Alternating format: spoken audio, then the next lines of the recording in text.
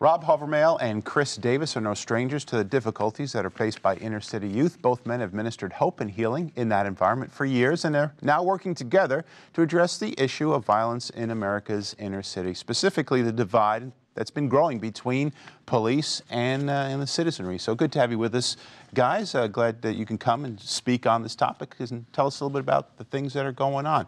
Just start off with maybe sharing about how you got interested and invested in this type of inner-city youth ministry.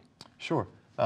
Basically, I've spent 20 years in mental health, so seeing the revolving door of kids coming in and going out and coming back in, and working with the youth group in our church, my wife and I really prayed to God, what is it that we can do that we can help stop this revolving door to where we can give youth on the streets of Indianapolis an opportunity to get plugged in and stay off of these violent streets and getting discipled in the wrong way. So as we prayed, God gave us this vision back in 2009 to be able to reach the youth in a ministry. So we prayed about it, and then we, one night we're sitting on our kitchen table and, well, what do we call this? And we had two scriptures, and we both said, let's sleep on it and pray on it. When we woke up the next morning, we both wrote down Matthew 28:19. So we named our ministry Mission 28:19. Yeah. And you, Chris, how did you get involved with ministering to youth and kind of being a go-between in the inner city? Well, I mean, it pretty much stemmed from some really critical relationships in my life.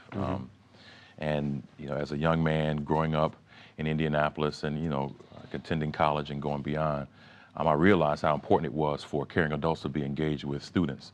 That time being so critical, spending some time as an educator, and God really placed on my heart to begin that kind of work and spending that kind of time and galvanizing support from other adults and dealing with and spending time with children. So what I did, you know, through prayer, you know, started an organization called the Bridge Leadership Foundation.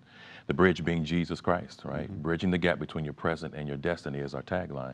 But that's what Jesus did for us, bridging the gap, the divide, the sin divide between where we are and a loving relationship with God the Father. So. Well, speaking of divides and where we are, let's get a little insight into where you see the situation between police and community, which has erupted over the last few years and seems to really have no easy solutions. And so what are some of your thoughts on that?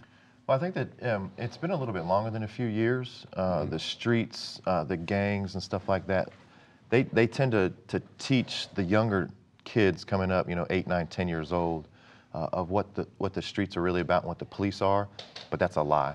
And what we've done in Indianapolis is working with the police officers, working with the community and the youth to show them that there's really not that big gap, that the police are really there to help you. And what they've been taught is that they're there to hurt you because of the criminality that these guys are doing out on the streets. Although it has to be tough when the media has constant reports these days of different episodes of police brutality. On the other hand, you have the different episodes of police being fired at for no apparent reason. So how do you stand in that gap and get either side to believe you that things are going to get better? Right. Well, I'll tell you, one of the great things that happened even on yesterday was we had a group of individuals and we were praying for the police. The police chief, Indianapolis's police chief, actually came out and participated in the event. One of the other participants was actually my mother, who was a former police officer, who had some experience with, you know, one of those types of scenarios where someone was shooting at her and she wasn't hit, she survived, and she actually prayed for the police officers, you know, understanding what it feels like to be in their shoes. And me, as, you know, as her child, I know what it's like to be on the other side, to be a family member of a police officer, so I see it from both sides. And I think one of the things that's going to help is doing things like what we did on yesterday, trying to bring individuals from the community and individuals from law enforcement together so we can see that we're human beings at the end of the day, right? So these people, when they take off their uniforms, they are just as human as we are. And so to humanize both sides so we understand we're all in this together. So now, in addition to Mission 2019, I mean, there's a specific movement that's happening in Indianapolis and peripherally in other places as well that focuses on prayer as a bridge to bring people together. How long has that been going on, and what are some of the effects that you've seen from that ministry? Well, we have been doing the prayer for the police for the last couple of years, and as we have done that, we have seen lots of people come to Christ. Where we do it, there's lots of homeless people. There's a mega bus that pulls up, and as people are getting off, we do a full worship set with a message and everything. So they're coming in at different points of what we're doing. And an example of last night is as we're calling out for prayer.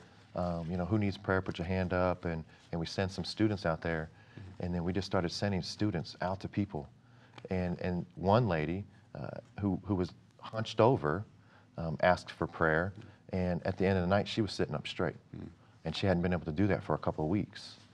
So our students are seeing healing, and we are always telling students, your prayers are powerful and effective, and once they grasp that they're powerful and effective, they want to go pray for everybody. Last night we had a lot of students wrapped around a police car. You can barely even see the police car that they ran across the street to the city county building in Indianapolis and surrounded the police car. And what you see is in students really getting on fire and understanding my prayers are powerful and they are changing people.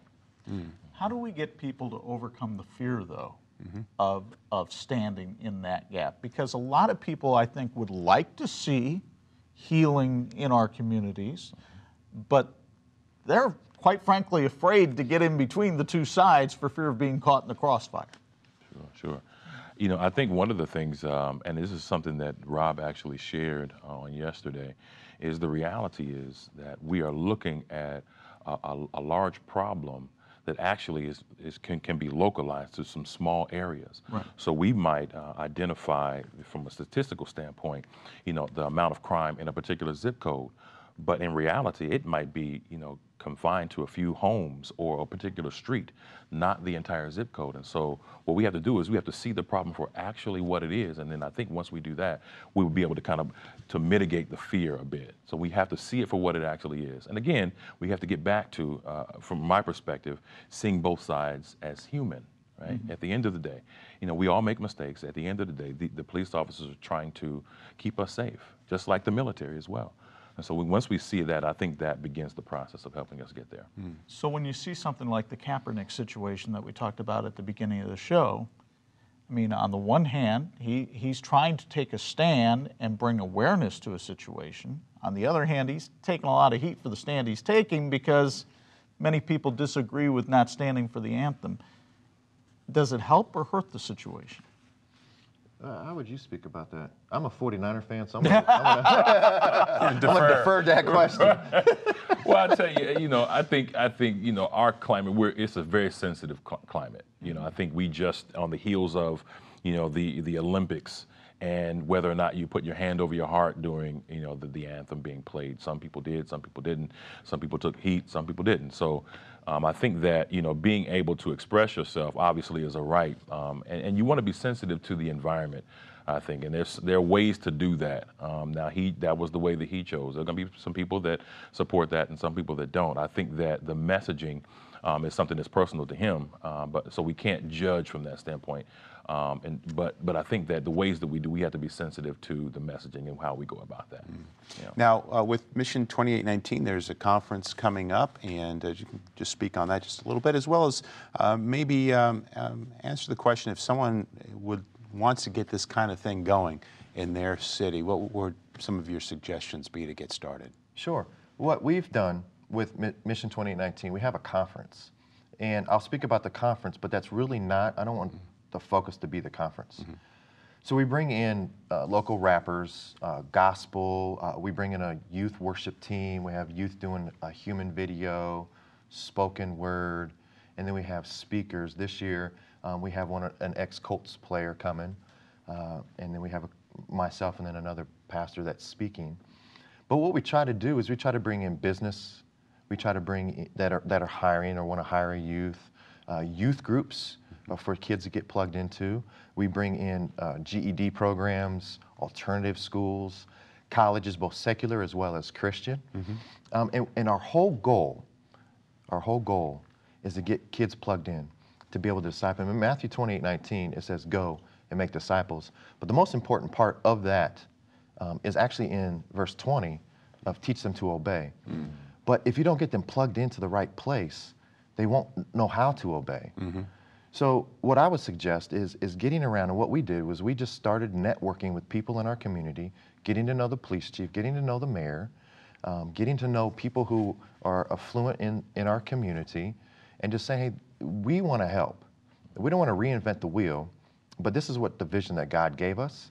And what we want to do is we want to push this out to the youth and get them involved. There's so many, like I said, we worked 20 years of mental health, and the continuously revolving door is how do we stop that? And we want to give the inner city youth an opportunity to get plugged into something that they've never had before. Wonderful. Well, thank you so much, Chris and Rob. And to connect with Rob and Chris, you can go to mission2819indy.com, or as always, go to our website, harvest-tv.com. You'll find an easy way to link over. Coming up a little later, Brian Bush with the latest news from Israel. But first, we're going to hear from Pastor Mark Lance with today's Motivational Minute. We'll be right back.